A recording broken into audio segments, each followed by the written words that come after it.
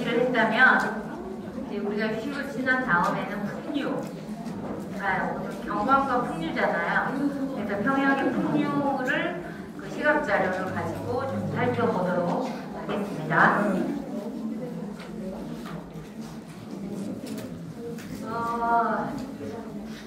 제가 요약을 잘 못하는지 할 얘기가 너무 많아요.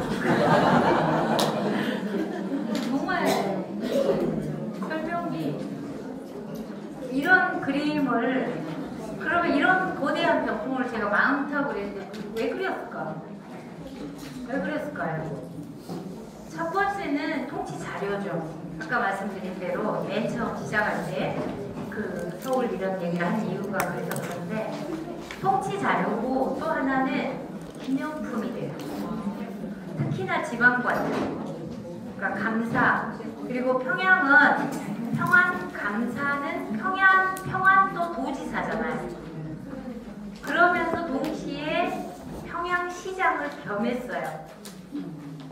평양은 부거든요. 부. 서울은 한성부, 평양부, 부목, 분현 이렇게 행정구 여기 내려가잖아요. 근데 평안도 일도 다 해야 되고 평양시장도 하긴 힘들잖아. 그래서 부시장이 실질적으로는 시장 역할을 해요. 그게 서윤이에요. 평양 서윤. 그러니까 부윤이 시장이고 부시장이 서윤. 그리고 이 관찰사를 보좌해서 군사적인 일을 총괄하는 사람이 중령. 그래서 일단 나오겠지만 그렇게 세 개가 이제 가장 중요한 그런 관청에 있어서도 그런 거죠.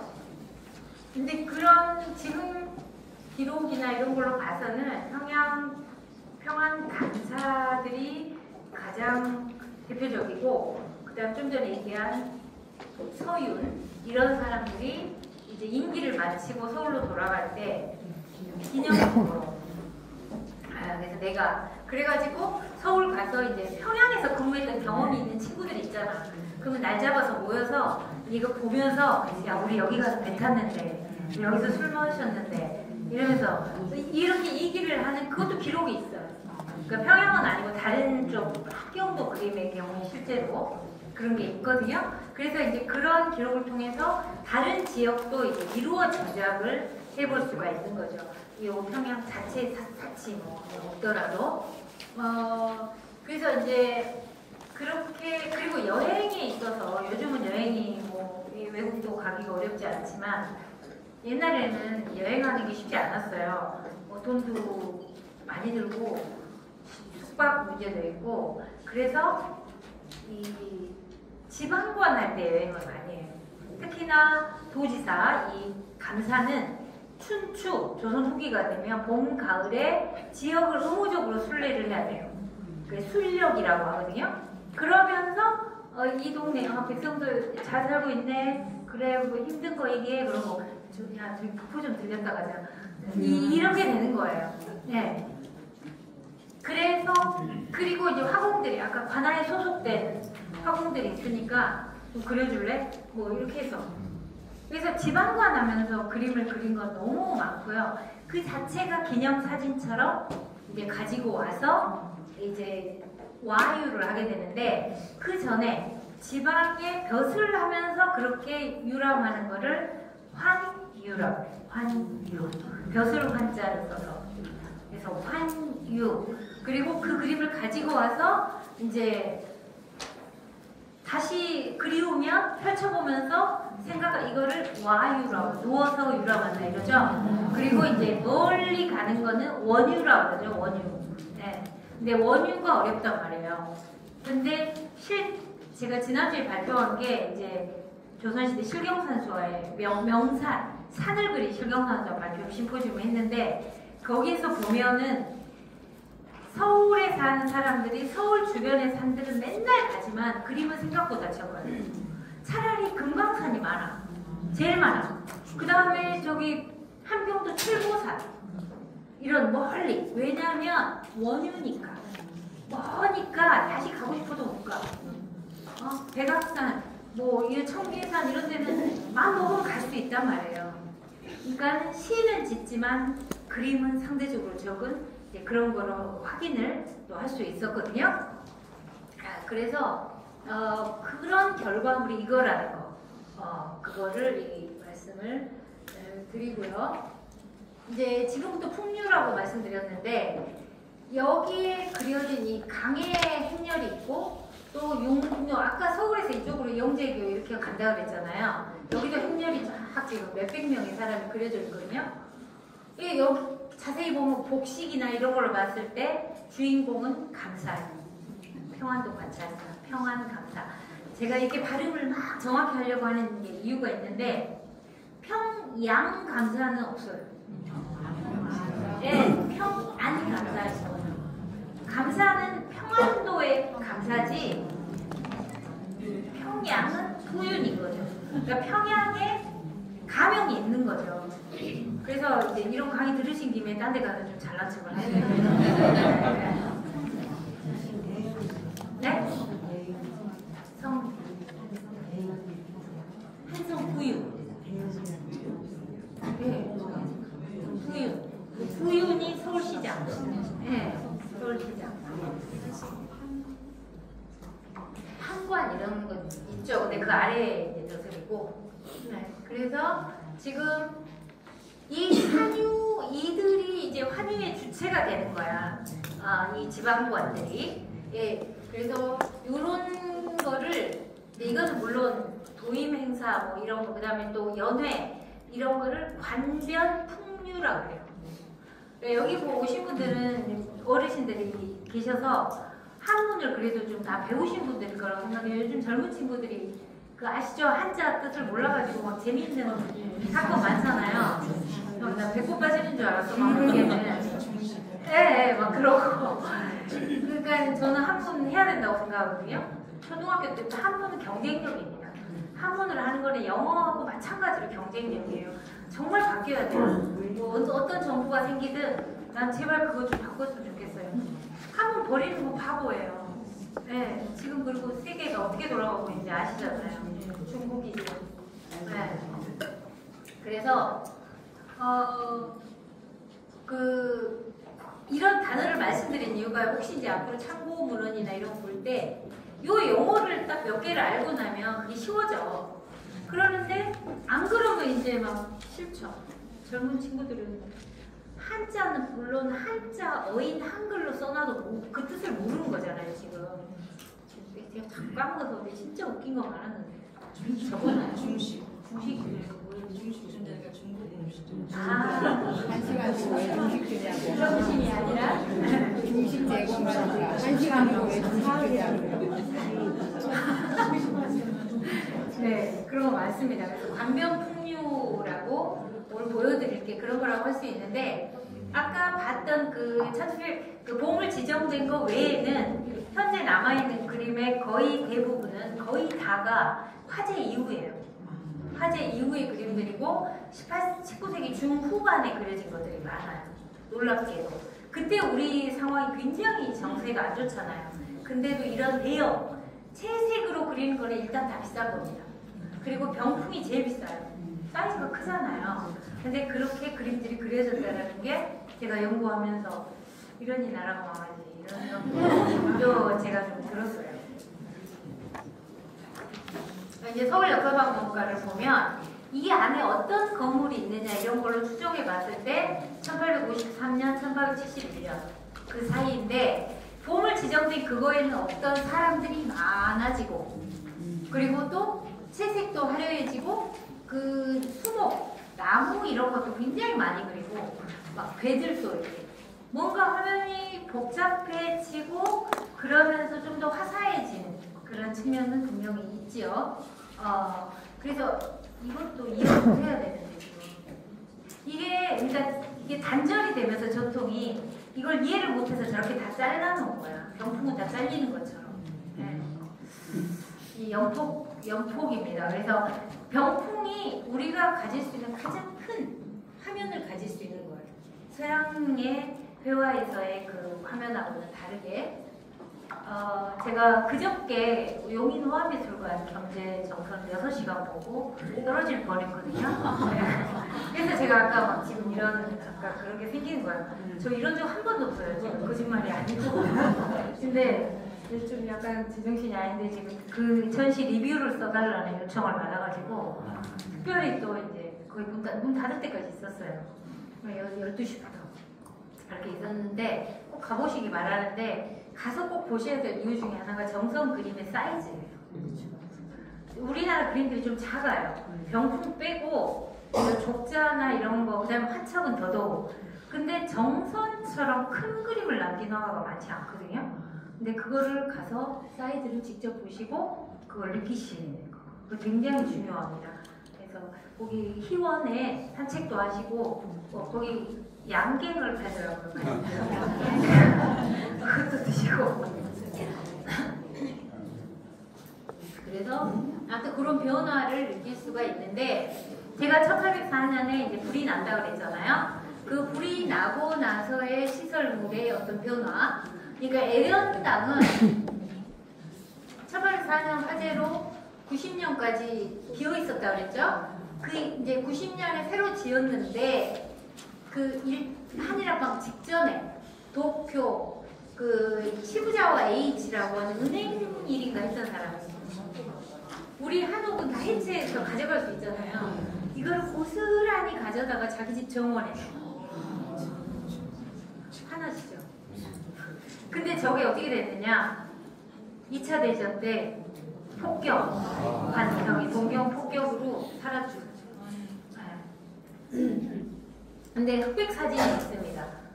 있는데 그거는 제가 지금 안 가져왔는데 아무튼 그리고 아까 말한 집승대, 장대 이것도 화재로 소실되고 이건 다시는 지어지지 않아요. 그리고 이제 그 다음 지희정, 평원당 요런 누정은 이게 다 그 평양 감사의 아까 동원 그 뒤쪽 선화당 뒤쪽 후원에 있는 것들이거든요. 18세기 오면 전국적으로 누정이 증가합니다. 특히나 관아의 후원의 원립 정원이죠. 그러니까 여유가 좀 생긴 거야. 경제력도 뭐 하고 그러면서 예를 들면 박종훈이라는 사람이 평양 감사예요. 이 사람 호가 평원당이야. 평양에 건물 누정 하나 짓고 내가 여기 다녀갔다, 내가 감사했다라는 걸 확실하게 표식을 남기고 간 거죠. 건물 이름 자체를 평원당이라고 했으니까. 네. 이런 식으로 뭐 우리 형이 내가 감사하고 이제 놀러 왔어. 형을 위해서 누정 하나 지어. 그게 한경도에 그런 거 있어요. 항우에. 그런 식으로 심지어 통영도 급증해요. 누정. 그래서 요런 이제 휴식처로서의 누정들이 생기고 이게 다 19세기 이후에 18세기부터 이제 뭐 하는데 그리고 이제 사자가 들어갔잖아요.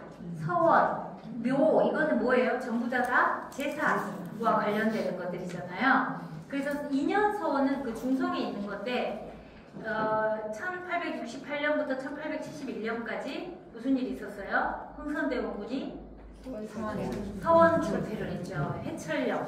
그거에 의해서 그 최소 숫자 빼고 다 없어졌잖아요. 근데 제가 주자에 대한 논문도 썼거든요. 근데 그걸 공부하면서 제가 정말 제주도 빼고 다 갔어요. 전국을. 그 유물조사 이런 걸 하러. 다 갔는데 어느 정도로 회차를 하냐면 건물 초석까지 뽑아버려요. 그러니까 우리가 건물터, 이제 절터 이런 거 답사가면 초석은 있잖아요. 초석은. 근데는 대원군이 초석까지 다 뽑아라. 그 정도로 싫었던 거죠. 이제 그런 식인데 그게 그러면 100%는 아니지만 일제를 시대를 거치면서 일제 강점기를 거치면서 또 얼마나 많이 복원됐는데. 예, 전국에 지금 서원들 저기 관광지로 많잖아요. 그거 다 복원된 거예요. 근데 너무 가슴 아픈 거는 복원은 건물만 할 뿐이지 안에 들어있던 게 하나도 없어요. 초상화, 일단 공자 초상, 주자 초상, 그 외의 책들 이런 것들은 다 회철령에 의해서 거의 다 사라졌어요. 그래서 주자 연구를 제가 하면서도 왜 이렇게 없지? 옛날 거가 다 그린 지 얼마 안 된 것들 뭐 이런 거 그게 다 그 회철령 탓인데 좀 차근차근 이걸 좀 잘 보완하면서 했으면 좋았을 텐데 그러지 못했습니다. 그 서원만 해철한 게 아니에요. 사당도 해철합니다. 사당도 해철해서 사형사 이런 것들이 김병기라고 하는 평안감사로 잘한 거야. 선정을 100%. 그래서 김병기가 아직 죽지도 않았는데 사당을 만들어요. 그거를 생사당이라고 해요. 네, 생사당. 살아있을 때 사당을 만드는 기리는 거죠. 근데 이게 진짜로 선정을 베푼 사람도 있지만 관례화 돼버리는 거야. 그러면서 너무 많은 사당들이 생사당들이 그래서 쌌거든. 사실은 영조 때 저기 흥선대군 이전에 영조 때 한번 서원 해체를 해요. 그리고 이제 흥선대군 때 완전히 뿌리 뽑다시피 해버렸는데 이 사형사 요런 것들이 21개나 다 없어졌다니까? 요 시기에 71년에. 그리고 요거는 새로 생긴 거예요. 서묘, 관제묘. 우리 동관묘 있잖아요. 서울에도. 그런 것처럼 관우를 모시는 사당. 그게 이제 1881년에 생기죠. 그리고 마지막으로 요 풍경궁. 이제 정말 우리 역사의 슬픈 이야기인데 이거는 그 고종이 다시 어떻게든 일어나 보려고 개항 이후에 이제 일어나 보려고 여러 가지 했잖아요. 그 중에 하나가 양경제도. 그래서 그러니까 서경이란 이름이 있잖아요. 그래서 한양의 이 한성하고 그 다음에 평양을 제2의 수도로 아예 이제 하려고 궁을 짓죠. 그게 1903년. 그래서 아까 외성 지역, 이따 보여줄게요. 외성 지역에 풍경궁을 짓는데 그 공사를 마치지 못한 상태에서 그리고 순종이 함경도 이쪽 순례하는 거 고궁박물관에 전시되는 사진첩 있잖아요. 이도 이러고니까 데리고 다니고 그러는데 자 1904년 무슨 일이 일어났어요? 그 전에 1894년 무슨 일이 있었어요? 갑오 농민전쟁 때문에 외세가 들어오면서 무슨 일이 있어요? 청일전쟁이 일어났잖아요. 평양이 초토화돼요. 그때는 이제 선교사들도 오고 했기 때문에 여성분 누구죠? 우리나라 답사기 남긴 그 외국 서양인 갑자기 하늘나서 여성 버드 비숍 맞죠? 버드 비숍 그 책에도 청일전쟁 이후에 아니요 버드 비숍이 이건 남자 아닌가? 네. 아닌가? 갑자기 생각이 안 난다. 생각나신 거 없나? 하여튼 선교사 이런 사람들이 내 책이 많아요. 근데 거기에 평양 얘기가 막 시신들이 막 썩고 있고 막 이런 내용들이 전쟁 이후에 있거든요. 그러는데 1903년이 지나고 1904년에 또 무슨 일이 일어나요? 러일 전쟁. 그 러일 전쟁이 일어나면서 또 평양은 또 전쟁. 그런 풍경고 그 러시아가 이겼으면 또 어땠을지 모르겠는데 일본이 이겨버리면서 1905년에 그리고 결국은 1910년에 한일합방이 돼버리는 거잖아요. 그러니까 풍경궁은 이제 다 부숴가지고 그렇게 돼버리죠. 풍경궁하고 경희궁 너무 아깝고 복원을 하기 어려운 게 그리고 풍경궁도 있었으면 얼마나 좋았을까 그런 생각이 듭니다. 그러는데 자 아까 말씀드린 요 세 개 기관이 중요하죠. 서유나 아라는 건 관아라는 뜻이고 뭐 누구의 관아? 유시장. 다 이제 평양 박사가 돼서 나가셔야 됩니다. 네, 그래서 가운데 대동관은 뭐 호텔. 네, 가운데 호텔 있고 이제 대동문양관 게 뭔지 딱 보세요. 느낌 오시죠?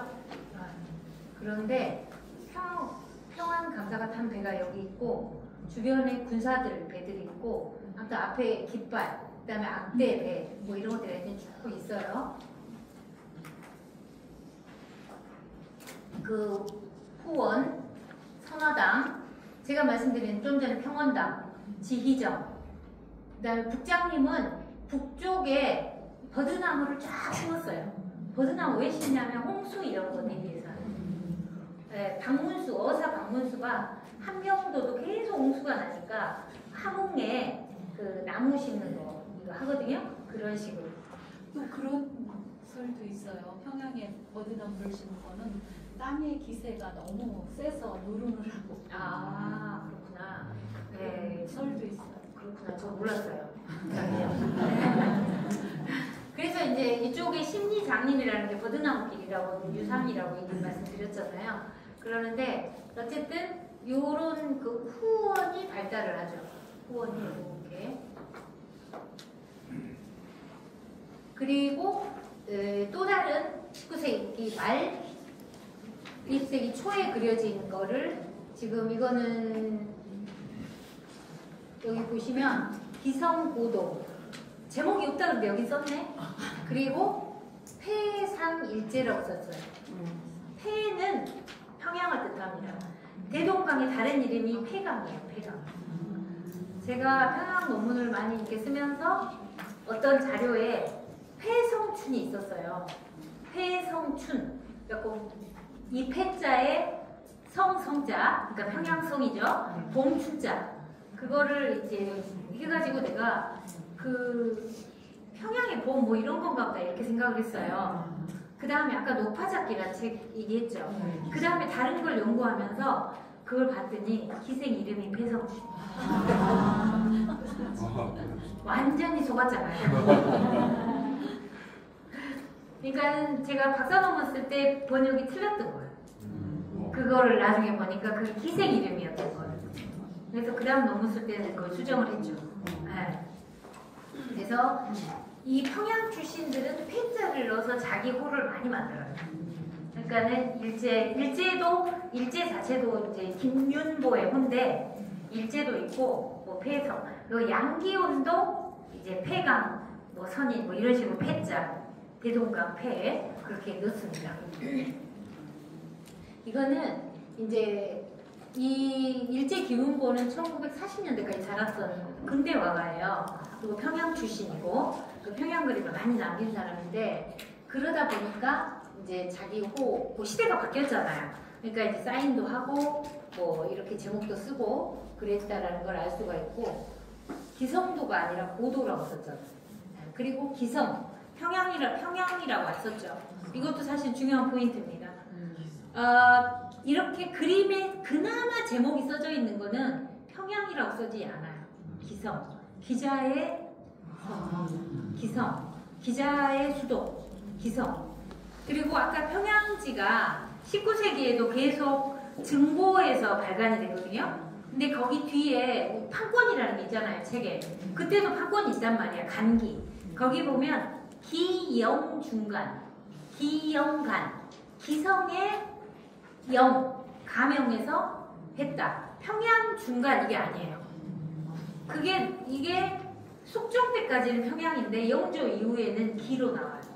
그래서 제가 이 그림들은 기성도라고 불러야겠다. 평양도라고 부른 게 아니라 그 당시에 그거에 맞췄을 때 근데 이제 현대인들이 못 알아듣는다고 평양성도라고 그 보물로 지정된 거를 제가 기성도란 이름으로 발굴을 해서 이렇게 논문을 썼는데 그걸 지정하면서 평양성도로 바꿔버린 거예요. 이름을. 제가 그 회의에 저는 안 불러줘가지고 주장을 못했죠. 제가 왜 기성도인지를 논문에 상세히 썼거든요. 한두 가지 이유가 아니에요. 근데 어쨌든 여러분들이 헷갈리시면 안 되고 이게 또 다른 작품인가?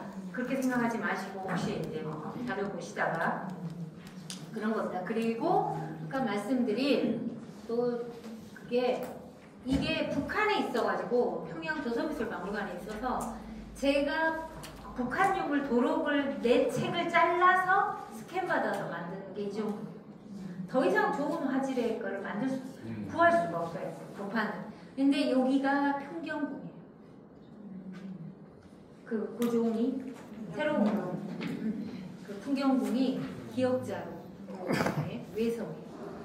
일본이 이제 여기를 철도도 놓고 하려고 딱 이제 땅을 달라고 한 거야. 그러니까 고종이 그걸 거부하느라고 일부러 여기 이걸 지은 것도 있고 여러 가지 그 또 구한말의 평양의 상황이 있습니다. 굉장히. 그리고 이때가 되면 이런데 숭실학교 이런 게 생길 때 이미 선교사들이 다 1876년에 개항을 하고 1882년부터 공식적으로 서양의 그 우리 그 국가의 근대화를 위한 여러 기구에서 일을 해줄 그런 사람들. 제일 먼저 들어온 사람이 독일의 멜렌도르프죠. 그래서 멜렌도르프가 독일 사람, 근데 상해 있다가 들어왔고, 그 사람은 외무 대신도 맡기고, 그 해관, 세금 받는 이거를 맡겼잖아요. 그래서 거기서 그거를 맡으면서 멜렌도르프가 인력이 전국의 해관을 만들어야 되니까 상해에서 더 많이 불러요. 그 중에 하나가 알프레드 스트레플링이라는 사람이거든요. 근데 스트리플링이 겸재화첩을 컬렉팅했어요. 그리고 그게 지금 영국의 브리티시 라이브러리에 있어요. 그리고 또 우리 그 웨스트민스터 사원보다 조선에 묻히고 싶어 하신 분.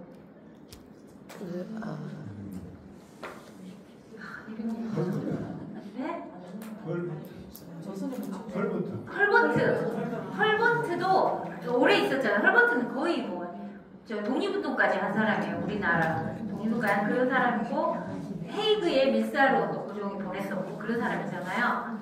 헐버트도 경제화첩을 컬렉팅해서 브리티시 라이브러리에 팔았어요.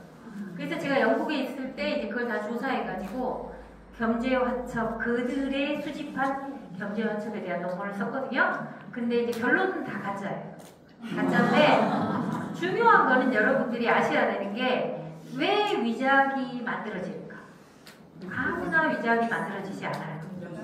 경제니까 만들어지는 거예요. 네, 그리고 수요가 있으니까. 헌 책방에 책이 들어가는 건 영예예요. 제 꿈이 제 책이 헌 책방에 꽂혀 있는 거예요. 쓸데없는 책은 그냥 그 버려지는 거지 헌 책방에 들어가서 팔리지 않습니다. 네. 그래서 그런 점에서 어쨌든 왜 가짜가 만들어 이런 거에 대한 이제 제가 논문을 그 영국에 있는 유물로 3편의 논문을 제가 썼거든요. 네, 그랬는데 그래서 이런 그 것들을 보시면 그 지금 말씀드린 이런 게 여기에 표시가 돼 있어야 되는데 하나도 없어요. 숭실학교도 없고 뭣도 없고 그러니까 전통적인 그 도상을 그대로 그러니까 이게 굉장히 보수적으로 승계됐다, 전승됐다라는 거를 알 수가 있는 거고 그때 그릴 때 1903년, 1890년 상황을 반영을 안 했다라는 거예요. 선택적으로 반영하는 거죠. 그러니까 풍경은 그리지만 여기는 하나도 나머지는 안 그렸네. 선택적으로. 네, 제작 목적에 따라서. 자, 그래서 다시 여기 이제 어딘지 아시겠죠? 그러면 대동문으로 들어가서 여기가 제일 번화가란 말이야. 네. 여기가 사실은 자 그리고 여기 비어있죠? 에덴당 비어있고 장대도 비어있죠? 네. 그 불란 뒤에 그리고 여기는 보이죠? 네. 시간이 이건 이게 없다는 게 이제 확실히 느껴지시고 그 다음에 이 대동문 앞에 요 물장수들 있죠? 물장수. 네. 그리고 여기 빨래하고 있죠? 여기 빨래 방망이 질 소리가 오리밖까지 들렸대요. 있거나 말거나. 네. 근데 여기서 빨래하고 그물 떠서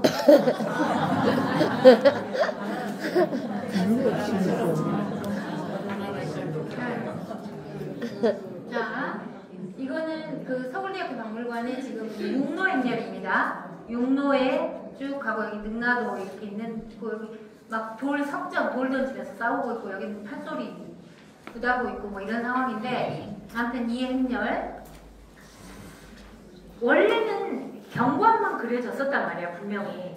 근데 거기에 뭐가 더해지기 시작해. 빨래하는 여인, 물 깃는 남정네, 그러니까 풍속적인 게 더해져. 그 다음에 관변 행사가 더해져. 그러니까 이런 행사가 더해지는데 그거는 수요. 제작 목적과 관련이 있는데 아까 말씀드린 대로 평안 감사는 누구나 하고 싶어하는. 그래서 김조순이 누군지 아시죠? 큰 도예지다. 옛날부터 이 자리를 항상 외직에 지방에 나간다 그러면 누구나 이 자리를 배회한다. 나 좀 안 불러주나 안 시켜주나 이렇게 하는 거죠. 근데 1860년 박규수, 박지원의 손자 박규수도 이제 가라고 그랬어요. 평안감사 가라고 그랬더니 뭐라고 그랬냐면 그렇게 좋은 자를 제가 속으로는 한 번 더 이제 얘기 한번 사양을 한 거죠. 이제 그랬더니 시끄러 가 가요. 그래서 박규수가 평안감사 가면서 여기 나오잖아요. 모두 이 자리에 얻는 것을 영광으로 여긴다. 그래서 박규수가 중요한 일을 했죠. 평안감사 하면서 제너럴 시어머니 사건. 네, 박규수가 감사할 때 그 배를 폭파시켜 버렸잖아요. 화공으로. 네, 그게 바로 박규수. 그 다음에 소설책들 있잖아요. 고전 소설에 옥단춘전이라는 소설이 있는데 이 소설은 제가 정말 우연히 발견을 했는데 이 소설 내에 기세 옥단춘의 방 안에 평양 그림을 붙여놨다는 내용이 있어요. 그걸 찾은 거예요. 그러니까 평양 그림을 평양 사람이 집안을 장식하면서도 했다라는 걸 알 수가 있고 또 하나 여기에 그 암행어사 출두 얘기 뭐 이런 거 암행어사 출두통이 혼비박사 자랑할 때 영광정에서 파티를 한 거죠. 밑으로 떨어지고 그래서 그 소설 그 다음에 야담에 유난히 평양만 주인공이 감사해요. 그리고 그 내용이 그 유흥, 사치 이런 거가 주 내용이에요. 그것도 이 평양이 갖고 있는 그 당시에 세간에서 평양을 어떻게 인식했나 평양의 이미지가 무엇이었나 그래서 지금 주로 그림이 남아있는 19세기가 되면 평양은 금강산처럼 평생에 한번 가보고 싶은 곳이 별천지가 돼요. 별천지라고 표현하거든요. 그래서 한 번쯤 우리 요즘은 한번 뉴욕 가봤으면 뭐 이런 거 있지 하고 똑같이 되는 거예요. 그러니까 최북 같은 화가는 그림 팔러 가. 왜? 돈이 거기 있으니까. 그림을 사줄 돈이 있는 곳으로 가는 거예요. 최북 화가 아시죠? 눈치를. 네. 또 최북이 간 곳이 어디였냐면 동네. 동네는 또 뭐죠? 일본 사신들이 가죠. 네. 그러니까 거기에도 돈이 있는 거야. 그런 것들이 다 얽혀 있다라는. 선생님 저기서 선보가 뭐예요? 선보에 똥을 쌌다. 아마 푸른색 모자기인 것 같은데. 네. 깊은 질문을. 네, 모자기이거나 뭐 건축 뭐 이런 건 아닌 것 같아요. 그런 것 같습니다. 네, 연락처 주시면 국문학계 알아봐서. 네, 질문은 개의치 말고 하세요. 저도 이러면서 배우는 거니까요. 자, 여기에 이제 요 경관을 보시면 뜯어보시면 상선이라고 해서 길게 시간 관계상 할 수는 없을 것 같고요. 요 깃발이 있고 여기 앞대들이 있고 여기 갑옷 입은 사람이 중군이야. 아까 그 중요한 중형의 우두머리 중군 군사적으로 제일. 그 다음에 이제 그 서유는 요 뒤에 이제. 근데 강에 떠 있는 서울 역사박물관, 그 용로를 가는 서울대학교 박물관 아까 두 개 보여드렸잖아요. 그 두 개의 구성이 똑같아요. 그러니까 이거의 주인공은 평안감사고 이 평안감사를 중심으로 한 어떤 행사, 관변풍류라는 거를 알 수가 있게 되고 거기에 공통적으로 등장하는 게 이런 거예요.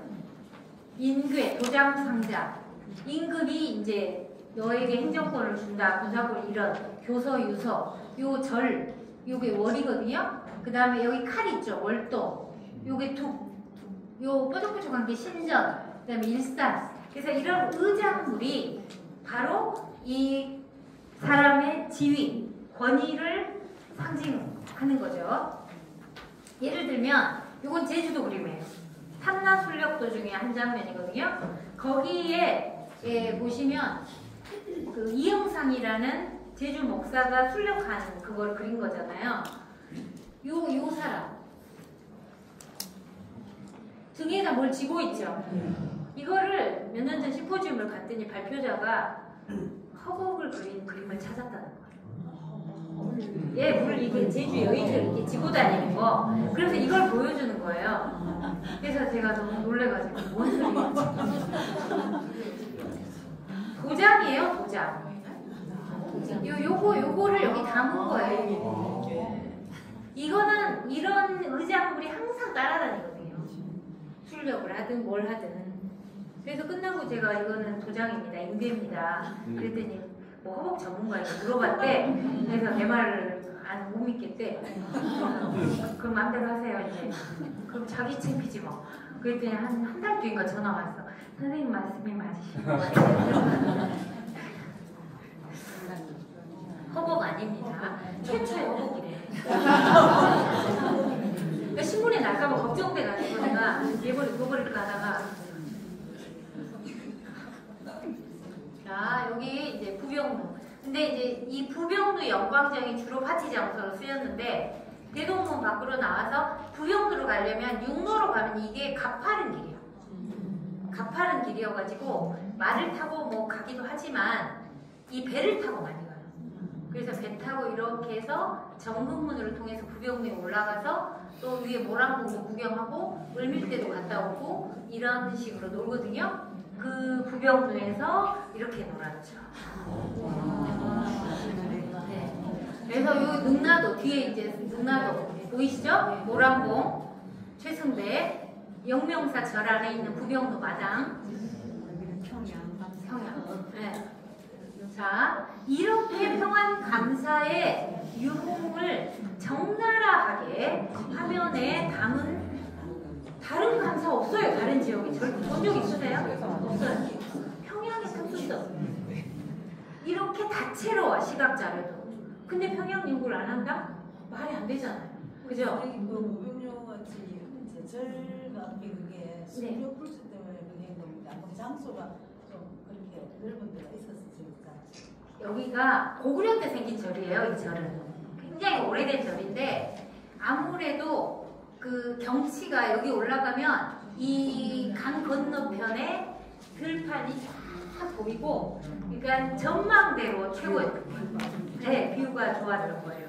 그래서 이제 그 조망점으로 많이 쓰이고, 그리고 이제 여행 가고 그러면 금강산 유람도 여러분 아시잖아요. 승려들이 다 가마매고 막 이랬잖아요. 그러니까 그런 것도 있고, 절 마당이 또 넓기도 하고 복합적이겠죠. 네, 거기서 지금 또 주변은 경관을 한꺼번에 감상하기도 좋고.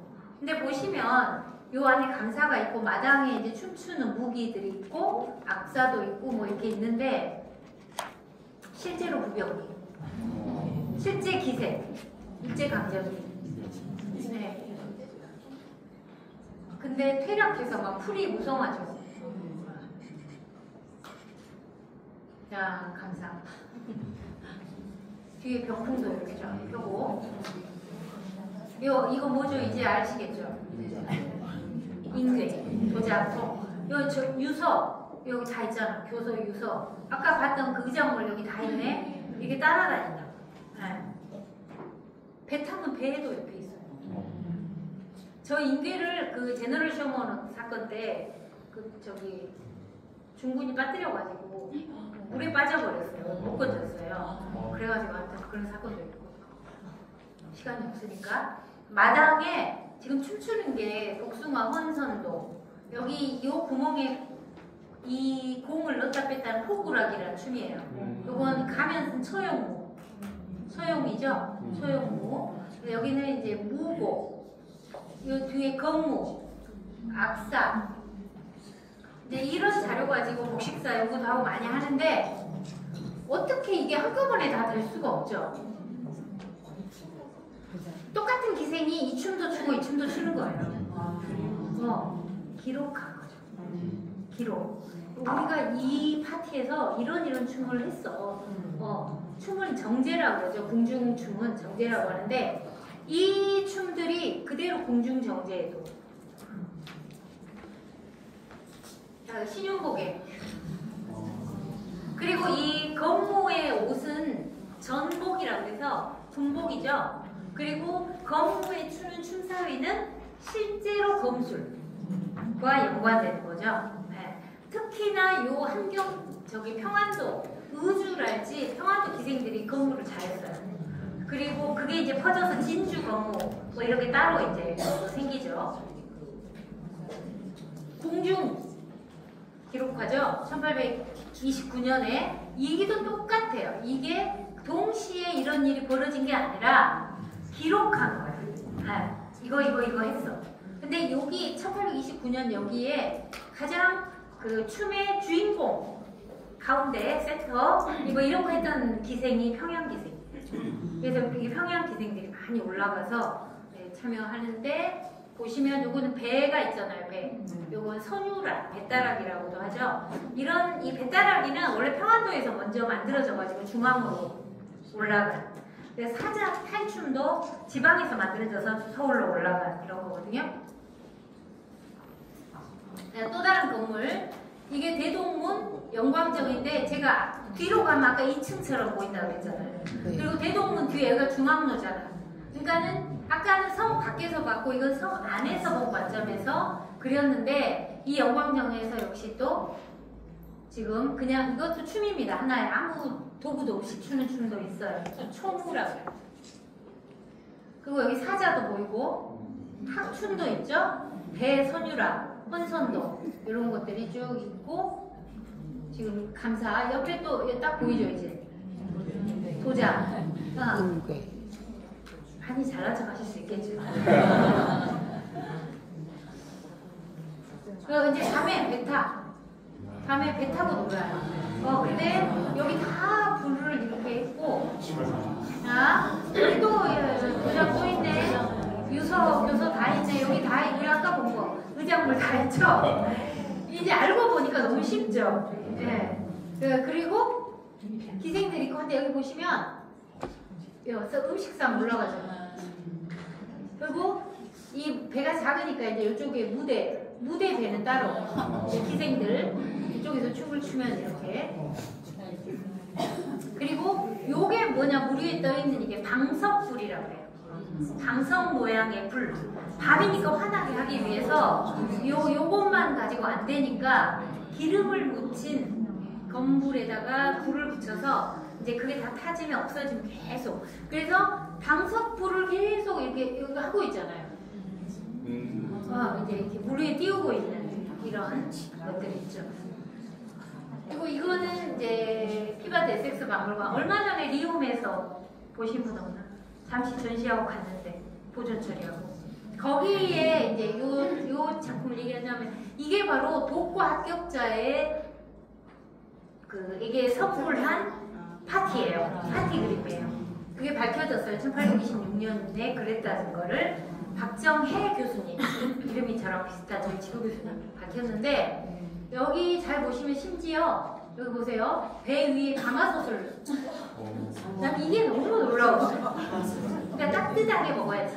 비싼데. 그러니까 차가우면 안 되니까 거기에 세상에 이 가래를 어떻게 처리를 해서 거기에서 불을 넣을 수 있었지? 이게 플루스타 이런 게 없으니까. 네. 이거 너무 재밌죠? 마지막으로 평양의 상업, 무역, 아까 얘기했잖아요. 그거를 보고 마무리하겠습니다. 지금 여기가 이제 대동문 안으로 이렇게 했는데 이게 이제 상업의 중심지고 요런 데 배들이 더 있는데 배가 도시 2개인 거는 큰 바다로 나갈 수 있는 배예요. 네, 그런 식으로 그 그림 속의 배를 보시면 됩니다. 이 상업과 관련해서 문헌 기록에 따르면 17세기에 이미 내성 중심가에 비단 가게와 술집이 있다라고 했고 19세기 초가 되면 대동관원 사거리에 없는 물건이 없고 휴일도 없이 장사를 한다. 연중무휴. 그 다음에 김윤식이 19세기 중반에 쓴 시에 보면은 붉은 해가 솟자마자 물건 사라 외치는 소리, 온갖 잡화가 길 양편 시전, 종로 시전이 있는 것처럼 거기 평양도 시전이 있는 거예요. 화성에도 시전이 있는 겁니다. 그러는데 양은 널렸는데 그 중에 이 나라 산물이 아닌 것으로 비단과 명향과 계절이 중국제, 중제. 물기는 딸랑이 소리 내며 행보를 맞추는데 어깨 밀치고 팔 스치며 선수를 닫고 막 인파가 붐빈다는 거죠. 그래서 그 번화. 근데 그리면 이렇게 아무것도 안 그리냐고. 좀 그리지. 아쉽죠? 이게 전반적인 우리의 특징입니다. 그러니까 문학 쪽에서는 상업에 관한 게 굉장히 많이 다루죠.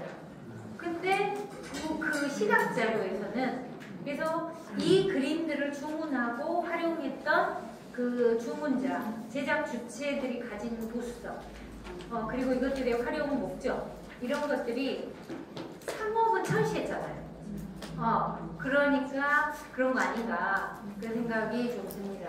뭐 서울까지 확대해서 얘기하면 할 얘기가 많지만 지금 할 수는 없고. 그래서 여기가 이제 시전이 있는 곳인데 이 건물들이 시전 건물인 것 같아요. 여기 볼록 나와 있는 이게 다 이렇게 이 건물들이 있거든요. 대동문 뒤편 바로 다 가게들이죠. 아까 우리 춤추는 거 봤던 그쪽에 가게들 바깥 길 바깥으로 다 트여 있잖아요. 여기가 상가가 있긴 있었구나. 이 정도? 아쉽지만. 그리고 아주 귀한 걸로 서울대학교 분양가게 있는 거 여기에 냉면가라고 써져 있어요. 이것도 평양인데 여기 냉면가라고 써져 있거든요. 네, 19세기 말부터 이미 서울에서도 평양냉면을 먹었어요. 그리고 평양에는 가게들이 실제 대동강변에 있었다고 합니다. 있었다고 하는데 그래서 제가 이걸 보면서 이게 그럼 오늘날 그 유명한 옥류관이 이 자리에 있나? 이런 생각을 하게 됐어요. 이게 지금 평양의 오늘날이거든요. 그리고 이게 현재 지도예요. 아까 말씀드렸죠. 옥류관. 여기 옥류다리. 여기에요. 그러니까 좀 전에 그 자리는 이쪽이에요. 그러니까 지금의 옥류관은 아까 냉면과 써진 그 자리는 아니거든요. 근데 어쨌든 이렇게 이게 그 유경 호텔이라 유명한 양각도 호텔 뭐 해서 이쪽이 능라도의 5.1 경기장이 그 문재인 대통령이 북한 갔을 때 그 감염했잖아요. 그게 여기 능라도의 5.1 경기장. 네, 이렇게 해서 김일성 광장, 평양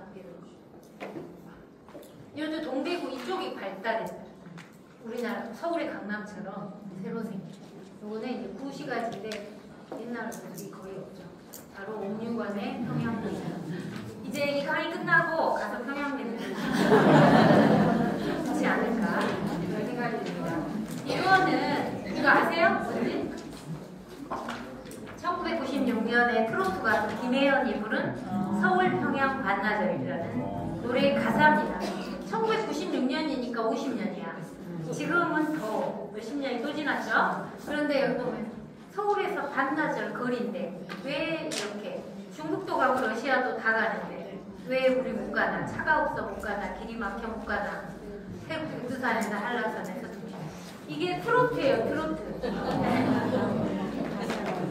그래서 우리가 언젠가는 또 갈 수 있는 날이 오지 않을까. 그러기 위해서 사전에 이렇게 예비 정보